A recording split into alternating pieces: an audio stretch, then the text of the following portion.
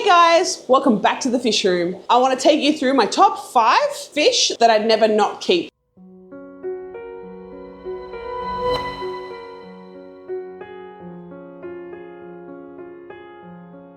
So number 5, the Bristlenose Pleco. I love this fish. You guys might have seen my previous video on how I breed these guys. Now they are super easy to breed. They are super cute. I love them and they are very, very useful in your aquarium. Now, of course, they do a lot of algae cleanup. Now, something that I did want to mention is that these guys might eat a lot of algae. However, they poop more. So whatever they eat, double it in the poop. Make sure you clean up after them.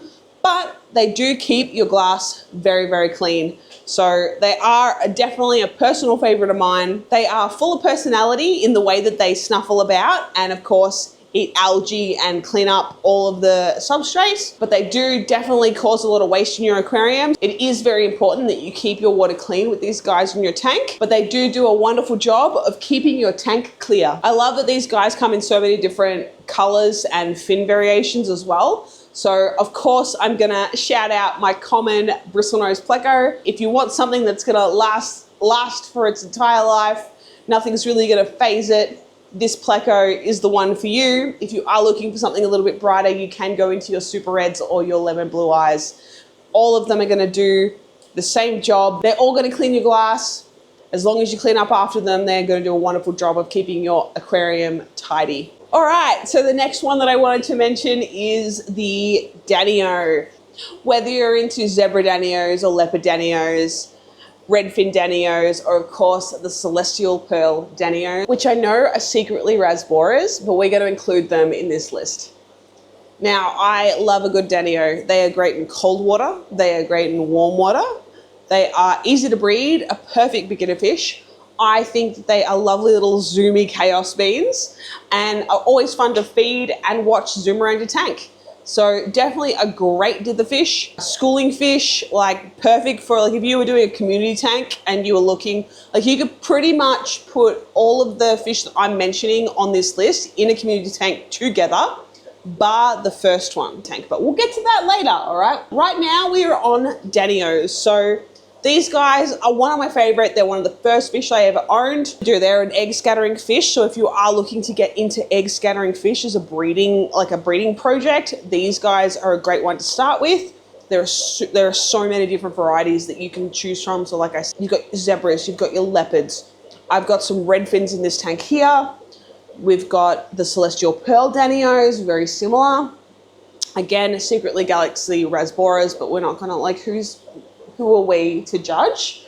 So I'm going to include them on this list because they are absolutely wonderful to keep. And yeah, you've got long fins, you've got short fins, you've got so many different options. So definitely recommend having a look at some Danios if you are looking to add some cool zoomy fish to your community tank, or even just as a breeding project here for your first time. So egg scatterers, fabulous fish, love them, recommend them. Hope you guys like them. Number 3 on my list, angels. Oh, angels. My heart is devoted to my angelfish. I absolutely adore them. As you can see, I have been breeding them. If you have seen any of my other videos before, you have seen my little angelfish collection. So I definitely recommend these guys. I love them. I love watching them breed. I love raising them. I love watching them swim in community tanks. I love the way they interact with other creatures. I love the way they interact with their space.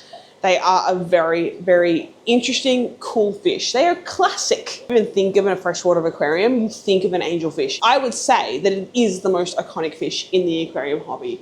And I definitely recommend, if you haven't kept angelfish before, to try it at least once in your hobby journey or in your aquarium journey. And they come in so many different colors. They come in so many different fin types. You've got long fin, you've got short fin, you've got veil tails, you've got lace fin.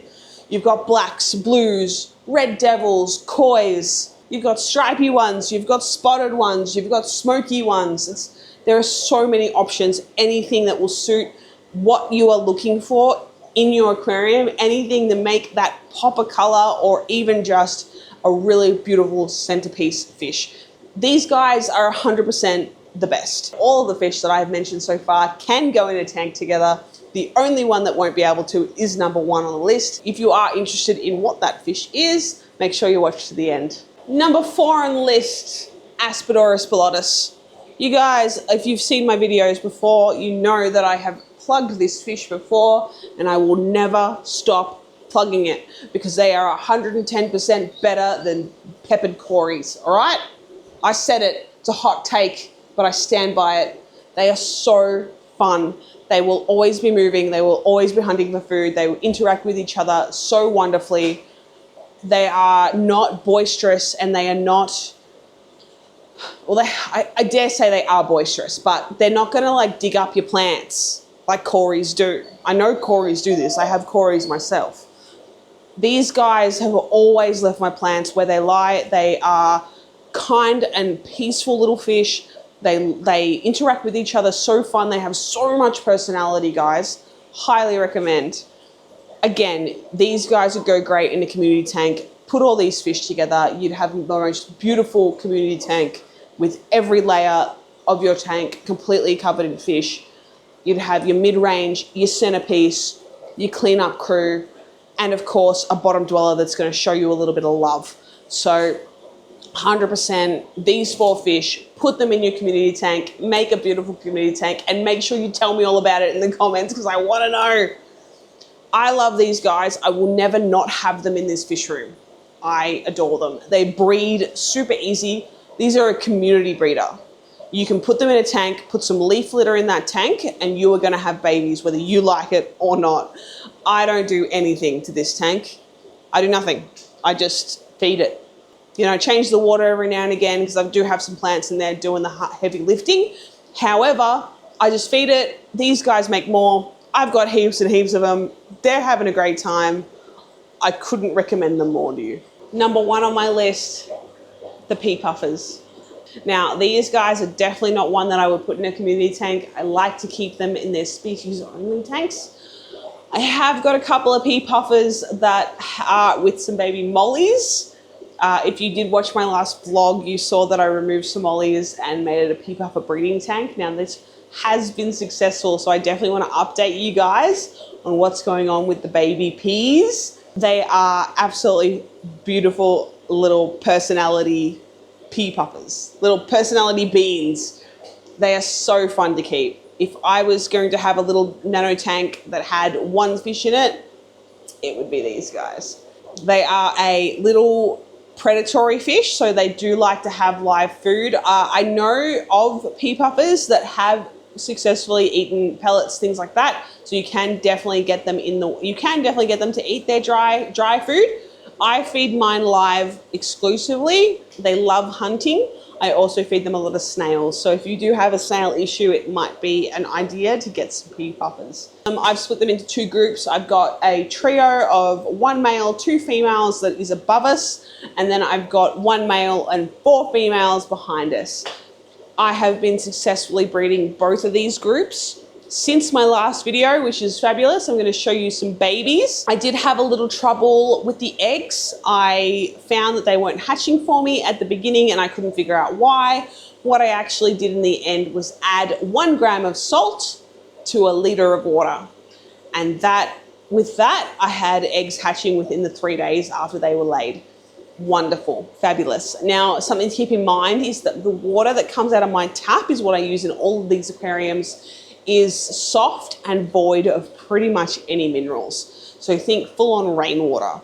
There is not a lot coming out of my tap. So if you are using tap water that is a little harder than mine, you might not need to add anything to your water to get these pea eggs to hatch. But because, like I said, I have no minerals in my tap water, I needed to add a little bit of salt to get them going.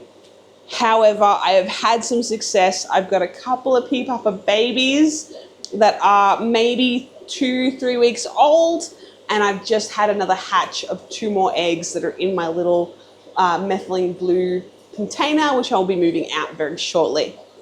So I definitely love these fish. I recommend them. They are super easy to keep. With all these fish, it's the same with all of them. I never mentioned any water parameters with any of them because it's just about stability. As long as you keep your water parameters stable, these fish will thrive.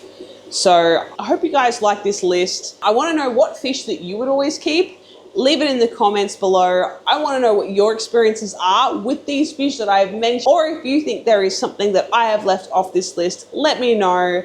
Give me a like, subscribe if you like the video, or if you liked any other videos that I've made in the past. I do have a plan on doing another breeding video for the next one coming out. So if you guys are interested on how I breed particular fish, definitely tune in for that. And I'll catch you on the next one.